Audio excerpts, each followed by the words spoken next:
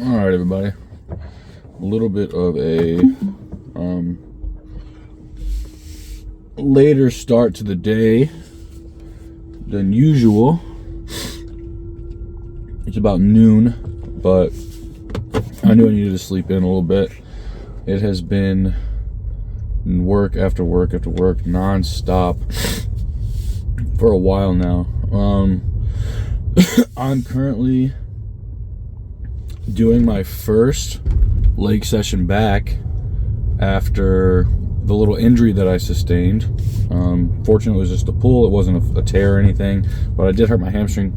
If you guys didn't see that, I don't know, about a month and a half ago, some shit like that. But I'm feeling really good. I'm gonna do some light hip hinging. I think you guys will get to see kind of how I approach the recovery process here in this video. So that'll be cool for you guys to see. But light hip hinging, I'm not gonna do a leg curl just yet. I'll probably like fuck around with a leg curl, but I'm not gonna do any working sets. I will be doing working sets with hip hinging. I'm thinking I'm either gonna do a belt squat straight leg or a dumbbell straight leg. Likely dumbbell because I can keep it closer to the body.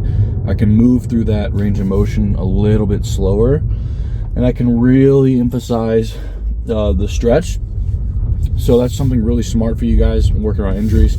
Make sure that you're utilizing really controlled, even more so than you normally see on the channel, really controlled eccentrics, and just making sure you're getting a lot of blood and movement to there. So I have been doing like body weight hip hinging and body weight quad stuff, so like body weight squats. I had some leg extensions thrown in this last mesocycle, but those things were just, you don't ever want to take away from an injury fully. Like when doctors say completely rest the area, it's usually not a good idea, and you probably should seek second opinions on those things, especially from like sports doctors or sports PTs or things of that nature. So I wasn't fully just not doing anything. I had stuff in there. So the light bodyweight hip hinging, where I would do like some good mornings with at my torso, things of that nature. So I'm gonna set the camera up and try to talk to you guys a bit about how I'm approaching those things. Should be pretty quick session. I'm gonna try to go pretty hard with the quads. I did do a like little skit thing with Jesse James West and with Bart Kwan, and in both of those things I had to do some pretty stupid shit, and the hamstring felt really good. So the leg pressing with Bart Kwan, I worked up really heavy. I wasn't doing like a crazy range of motion or anything, but I was going pretty heavy there. So with that being said, I'm gonna try and go relatively heavy on the leg press, maybe 405, maybe 495, we'll see. And for the hip hinging, again, I'm gonna be very light. But all these things are gonna be super slow and controlled. I'll monitor how the hamstring's feeling, and then, you know, chat when I do my little voiceover about how the session went and how I'm feeling overall. But I'll see you all in the gym, per usual. Thank you for watching. I think probably 1 or 2 working sets of like 10 to 15 reps.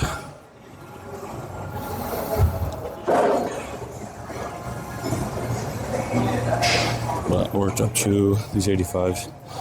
There's like 20, 40, 60, 85. Body weight before all that, but it was really good. So I'm gonna use these 85s, see how it feels.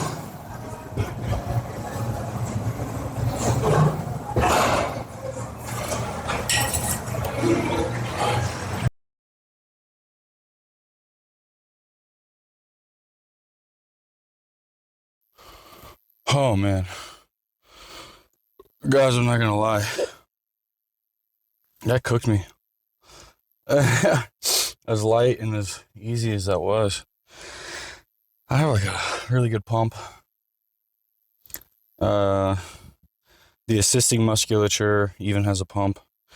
So the things that I also haven't been able to train much of because of the hamstring injury, so like lower back, a lot of adductor pump, And yeah, honestly, my joints felt really good during this session, so that's a bonus. That's a plus. I'm very happy about that. Man, yeah, as you saw, I took my time. So you didn't see the warm up, but I took my time warming up. Straight legs especially. I did a lot of body weight straight leg stuff. Then I went to the 20s, 40s, 60s, 85, I think. I just really took my time. It was really good, guys. As you can see, I'm still breathing heavy too. But I stuck in one set of leg extensions and they didn't feel good for my knee. Leg extensions have never felt good for my knee, and honestly, anytime I've implemented them into a program is roughly around the time I've gotten hurt. So I'm just done with leg extensions. I don't like them. I don't like the open chain movement that it is. I don't like the way it feels on the kneecaps. I don't think that you need them to develop full quads. Some people say you do. You could always work in sissy squats and things like that if you'd like to. Yeah, I think that all in all, this was a great session. Really great session. Like 6 to 10 in the tank, to be honest, y'all. But you have to realize some work is more than no work. And I've been doing basically no work. Some light biking to get blood in the area, some light hip hinging, some light bodyweight stuff. 405 for a couple sets of 12 is going to cook me on the leg press. And the 85-pound, I was shaking. If you didn't see that, I was shaking on the 85-pound straight leg deadlifts. So this is going to escalate rather quickly. I'm going to do my very best to not get ahead of myself, but I will be pushing it closer to failure next week. I might just stick with the 405 and get closer and closer to failure through the course of this mesocycle. Same with those straight legs. Maybe I'll just work up to sets of like 15. It's going to cook the lower back quite a bit for me. And after like 10 reps of any straight leg variation, it's excessively hard for me to keep the tension in the hams because I start moving the lower back a lot. And that's why I usually use barbell with like a heavier load, because then I'm cooking the hamstrings for sure. So guys, I wanted to record this session for y'all because it's first leg session back. It's a good look into how you should treat coming back from an extended off period, as well as injuries, things like that. So hopefully some of y'all got something out of that. I know everybody goes through an injury once or twice. So yeah, guys, thanks again as always for following along. And if you like shit like this, just random videos that help the layman, especially with things like that, and even helps, professional bodybuilders alike, drop some suggestions in the comments, because whatever you guys are going through, I'm sure I've either had a client or myself go through the same thing, and I can always make videos on these topics. So guys, again, thanks. Hope you continue to watch. Hope this video was great. I'll see y'all next time.